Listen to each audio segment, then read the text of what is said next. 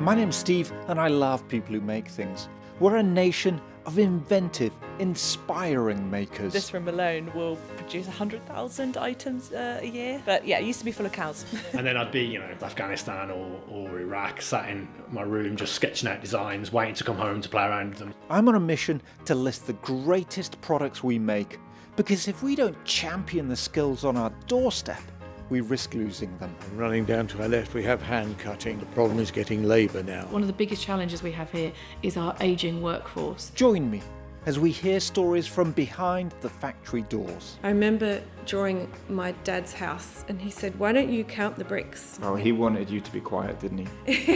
Do you ever have any sleepless nights, Alex? I don't sleep. Together, let's make more makers.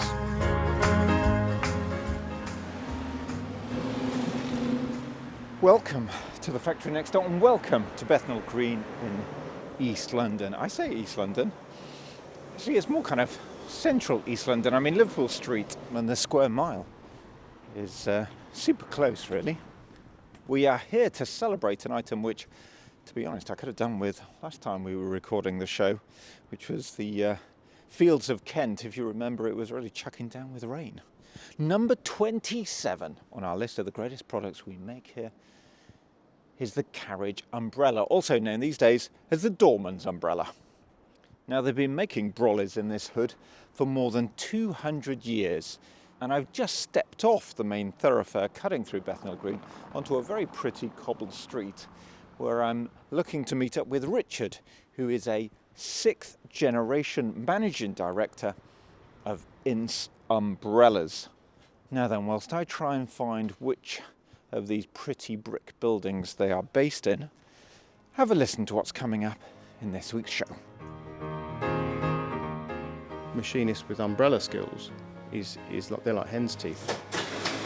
As you can see, it's a faff machine. Who calls a machine a faff machine? German would. Were you always very understanding of that? Being drafted in at 17. They'd always said to me at school, "Oh, you're lucky, Ince, you've got a job to go to." I'm a bit soft, if that's the right way of putting it, with my staff. One of my failings is I need to be a little bit more blunt. So you used to buy your gift bags in from the Far East and you brought it in-house? Yes. Well, yeah, why not? Drought, recession over 4 years. And for an umbrella maker, that's pretty tough. Does your umbrellas get into the movies, but no one else? There's no one else to do it, no. Oh, look at that. It's James Ince and Sons Umbrellas. Established 1805, registered offices.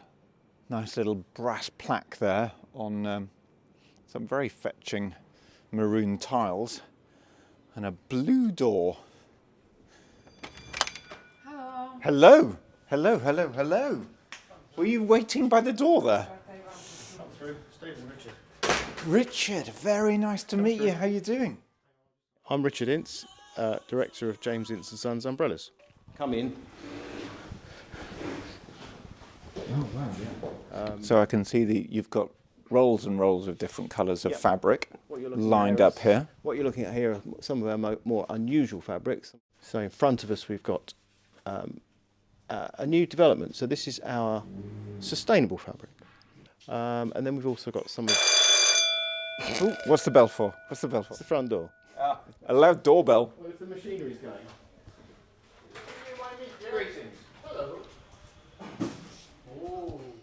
What was that? Christmas cards? Christmas stuff going to the US. You were telling me about this fabric. Yeah, so this what you got your hand on here is a new development. Majority of umbrellas for us for the last 30, 40 years have been nylon or polyester canopies, plastic parts, and so we've seen a trend away from that. People are far more interested in what's going and what their umbrella is made of. So we're using all metal frames or wood with metal. So there's a great element of recyclability, and of course the fabric. So finding a decent fabric that's thin enough to work on an umbrella, strong enough to work on an umbrella, has been quite a battle. So it's taken us 2 or 3 years to find this new fabric. And it's woven in Scotland. That's Scotland. good. Perhaps another podcast for you. Who's it by?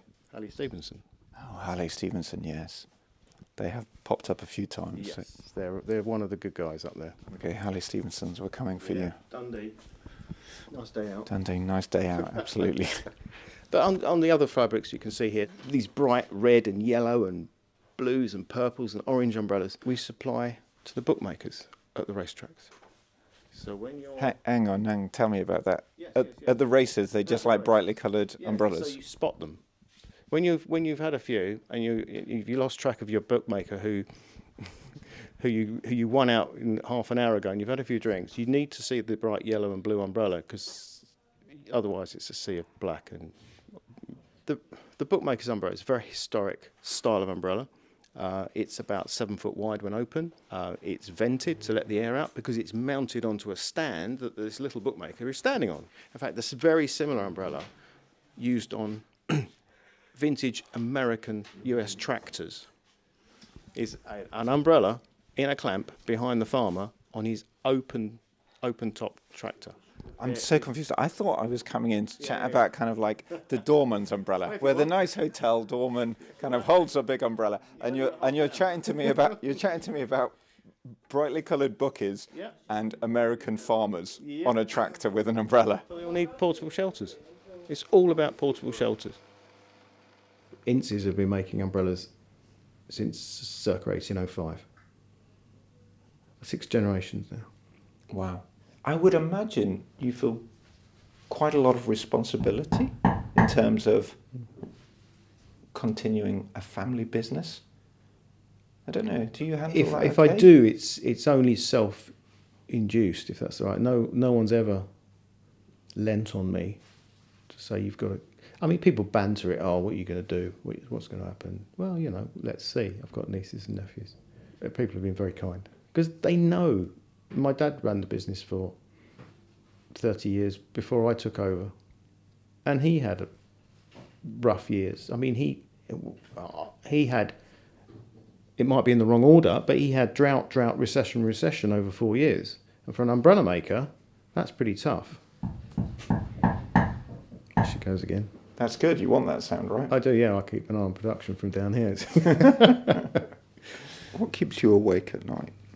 The thing that generally keeps me awake at night is letting customers down by not fulfilling a delivery on time, and just then therefore that managing of staff. I mean, I think the thing you would find with a lot of family businesses, owners of family businesses, they bring a lot of elements to make a good business run, but there are certain things that they won't have. So they won't have worked. I mean, I haven't worked anywhere else.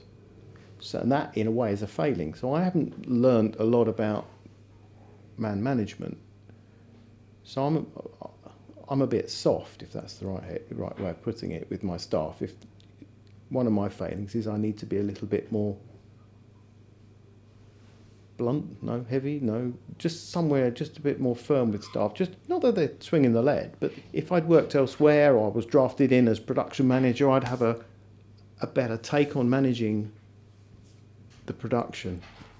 I think that's what keeps me awake at night. It's just not fulfilling orders.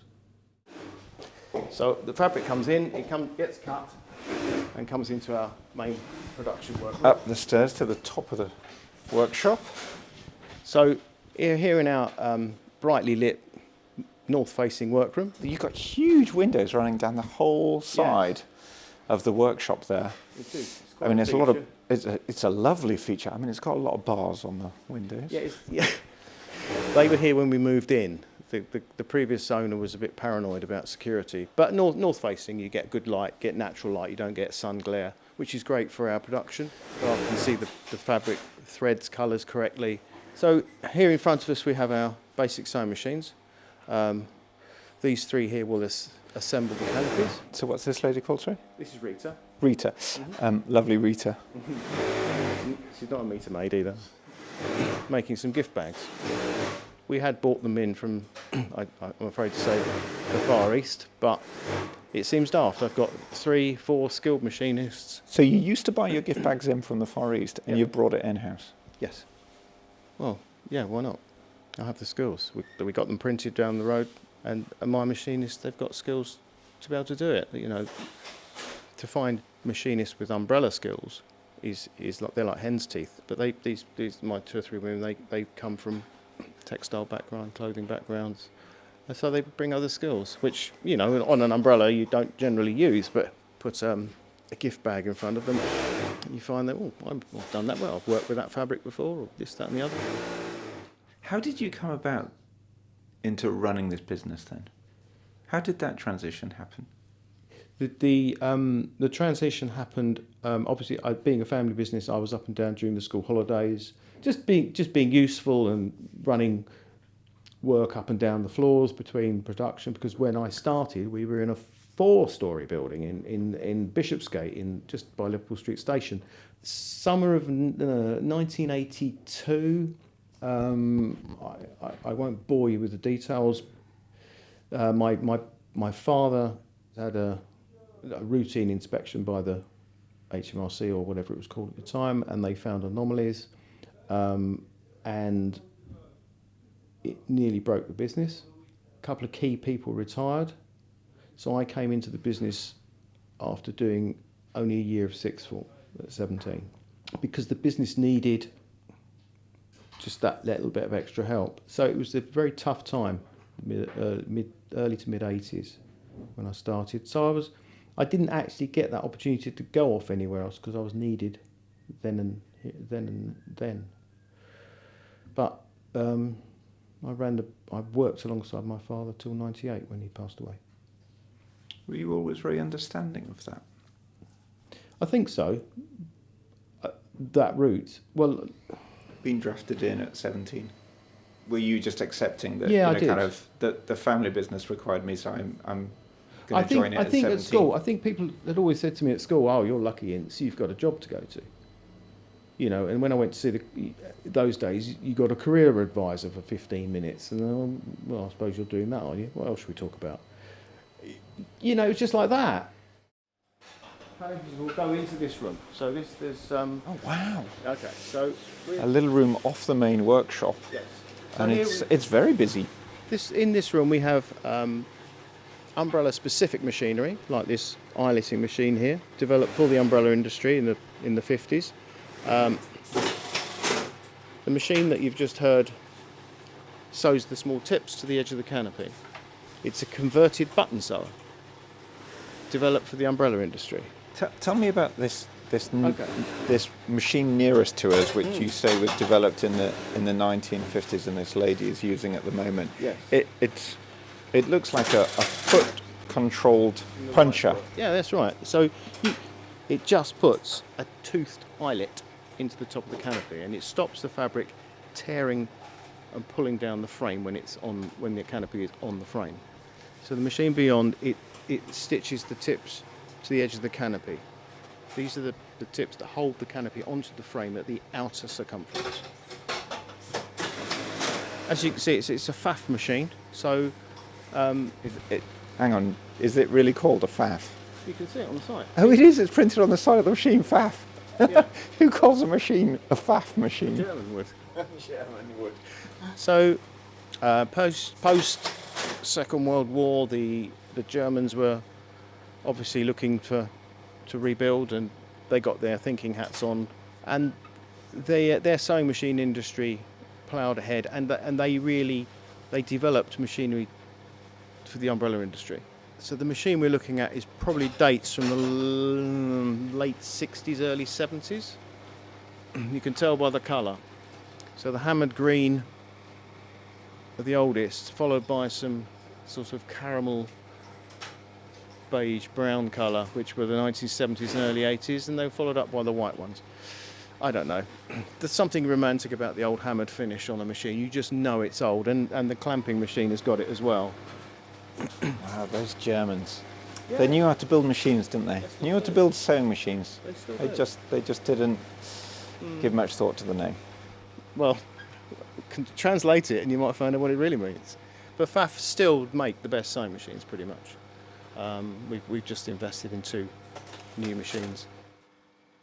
I sat in your office, and there's a couple of things kicking around, pictures and frame posters that I really like. One is, there's a picture there. Yes. Of the Queen. Bless her. Are they Queen Elizabeth II. Looking dapper as always, Yes, that's with a huge umbrella. Is that a Doorman's umbrella? that is the Doorman's umbrella. So, to describe the picture, you have one senior and one ranking RAF personnel, either side of the Queen, and the ranking is holding a Doorman's umbrella, a carriage umbrella, or as the RAF call them, the VIP umbrella. Tell me about the Doorman's umbrella. So the Doorman's umbrella is, again, one of those legacies. It's one of the oldest styles of umbrellas that certainly my great-great-grandfather would recognise. It's about 5.5, 6 feet wide when open. It has a straight turned wooden handle on a 1 inch with a 1 inch diameter shaft. More commonly known as Doorman's umbrellas these days because they are found outside the Ritz, the Athenaeum, Browns, Mandarins, niche market, another niche market. It's a nice niche market though, isn't it? It is. It's very small, and it'd be lovely to grow it more. It's tricky. It's very tricky markets to sell to. You also missed the other thing on the windowsill that. Oh, I was looking at something else I was going to ask you about. Let Tell me, what is the other thing on the windowsill? So, can you see the card on the shelf? Paddington? Yes. Paddington 2 the movie. Yes, card. Paddington 2 the movie. That was a thank you card from the production prop buyers as we made the cabaret umbrellas for the final scene where Hugh Grant was in the prison and did the really What a brilliant scene that is. Yes. So I love watching that with my boy. This is another niche market for us. In the card, you've got lots of people signing, saying thank you and everything. And is that Paddington Bear's portrait printed in it? Yeah. How does that come about? How do you? Well, it's nobody else. How does your umbrellas get into the movies, but no one else? There's no one else to do it. No. Dear Factory Next Door community, my name's Lou and my dad is Steve, host of this podcast. When he's not telling me bad jokes, he's recording this show. He's got no team behind him, no agency funding it. He pays for everything. If you can afford to, would you please buy him a coffee so he can keep this show on the road? Go to www.buymeacoffee.com/The Factory Next Door. I'll also put the web address in the About section of the show and on his Instagram page. Thank you for helping to keep my dad busy and out of my hair when I'm trying to play Minecraft. I'll let you return to the show now. There's more. Oh, there's more. Oh, the room bends round. Yeah, so we're hiding around the corner. Yeah, hidden away. So this part of our smaller production room, we are assembling and making straps. So the fastening straps for umbrellas. What you can see here is being made of the traditional British umbrella style of strap, which is a button and a ring. No one else does it, really. A few of the top-ended Europeans might do it, but nobody else in the Far East, they don't go near this. They stick to Velcro and press studs. I didn't realise. So, to tell whether you've got a truly British That's umbrella, right. Yeah. it's a closure strap with a button. Yes, essentially. So it's a small button about the size of an average polo shirt button with quite a unique double ring assembly.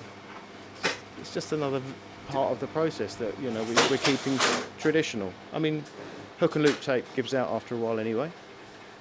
But the button, you can sew it back on if it falls off. You can use any old button if it falls off and you lose it. Ours don't fall off, but I know they won't. Richard. Put a prayer over each one. And what are all of these boxes I see here? Nothing of interest really. These are just old. Oh, okay. It's just old stuff. It's the legacy stuff. Our biggest production of umbrellas for a show was for Super Bowl 50. And the headline act at half-time was Coldplay. And I'm sorry, listeners, but if I steer Stephen's eyes to the wall... Oh, another framed picture. Artwork signed off So by Misty Buckley, 23/12/15. And it's beautiful artwork. Presumably, is that the canopy of umbrellas? So they are flowers, essentially, 130 umbrellas, regular, and about 20 of those big 8-foot wide ones. We had to take all the frames apart and invert them. So when you open the umbrella, it would be just like you were catching the rain. If you were sitting in the gods of the Super Bowl stadium, you would see all these flowers twirling around while Coldplay did their thing. Is that your proudest moment? One of them. It was a hell of a lot of work. God, it was. Did you stay up to watch I it? certainly stayed up to watch that one. Yeah. little Super Bowl party. Yeah. I didn't understand the game. I just waited for half time. How did you decide to turn an umbrella inside out? Did a designer come to you and say, actually, we want an incorrect umbrella. Yeah, we want a wrong 'Cause umbrella. They're the creatives. I mean, I'm a practical person. Well, I'm not a creative. So given a brief, I said, well, how can we make that work? And we did. And did you have to work out mechanically how to do it? Presumably you did. It took me about 2 minutes. Because you think, well, That's hang on. because you know how to make an umbrella. Exactly. That's why I do this and you do that. Machines dotted around Yeah. all over the place. Well, the building was like it was before we got here, so there were little rooms with things going on. How long have you been in this workshop? 30 years come January. And, Congratulations. well, I wouldn't go that far. We should have grown and blossomed and got a huge place by now. Why, and I don't mean this to be rude, why haven't you grown and blossomed? Umbrellas are funny things. People are a bit reluctant to spend good money on an umbrella because it's usually an impulse purchase. If it's an impulse purchase, it's going to be an import because it's cheaper and far more available. It's like horses for courses, isn't it? Why put £80, £90 umbrellas into the average high street? They just don't sell. I mean, to give you an example, here we are in London.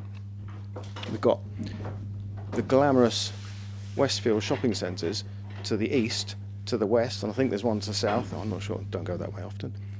There are no British-made umbrellas in either of those shopping centres.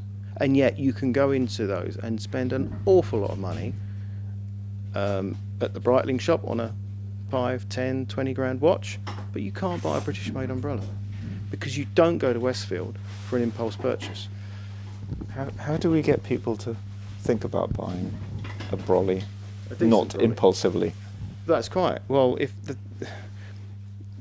when we've done face-to-face small markets and those sorts of things, which we don't do very often, but we've done a couple, the biggest conversation piece is, how much is this, so-and-so? Oh, I don't think I can run to that because I'll lose it. I'll leave it. I'll forget it. Maybe if you invest a little bit more in an umbrella, you're less likely to You would like, leave yeah, it. I quite. Yes, that is the thinking. That would be my retort. How many umbrellas do you produce every year? It varies. Every year on year, just varies. I don't know. To be honest, I don't actually know.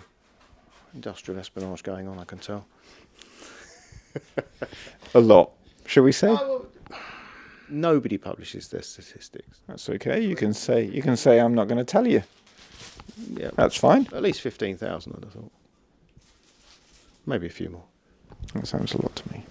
Well, if I tell you that I get emails regularly from the Far East factories saying, we can make umbrellas for you, our capacity is, and get your thinking hats on this one, 30,000 dozen umbrellas a month. So that's 30,000 times 12 times 12. Got you. Answers on a postcard, please. Exactly. But they don't do it like we do. No, they do not. Are you optimistic about the future? I think so.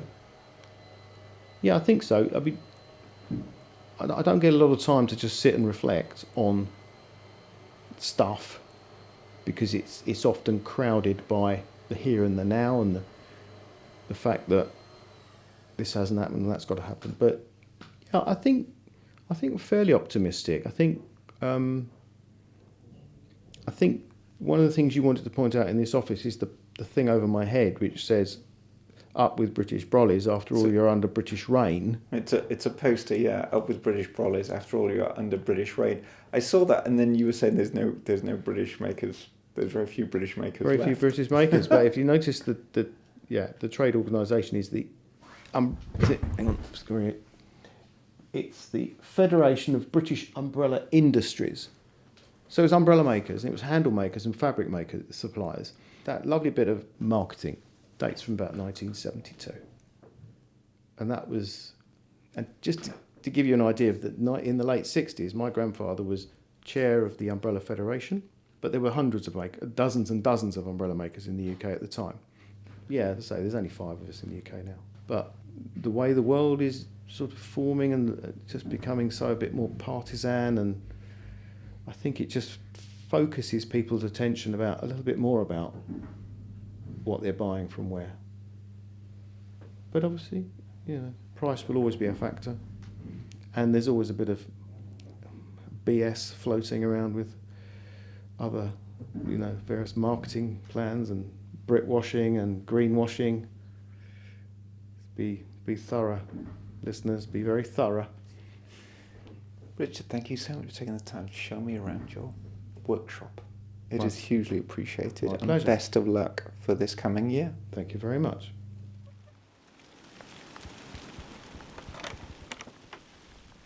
Ooh, it's chucking down with rain. It seems very appropriate as we get into our shed of greatness. Okay, number 27 on our list, the Doorman's umbrella.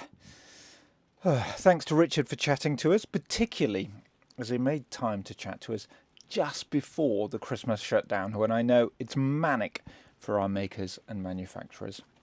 Okay, thanks to everyone who's messaged on Instagram. A couple of quick shout-outs. Joe, great idea. I will reach out to McNair Vassy from a family of tailors and garment workers. Thanks for your support. Roy Sheffield, it's an absolute delight to share your company. Time to start prepping for our next episode. Please do start and rate the show if you can, and if possible, spare a few pounds to become a supporter of the factory next door. The link is in the show description. And finally, Richard's maths challenge around the production being offered to him in China. 30,000 times 12 times 12. I got that as 4,320,000 umbrellas a year he's being offered. Do let me know if I am wrong again. Okay, wherever you are, whatever you are doing, I hope you're happy. Until next time, bye.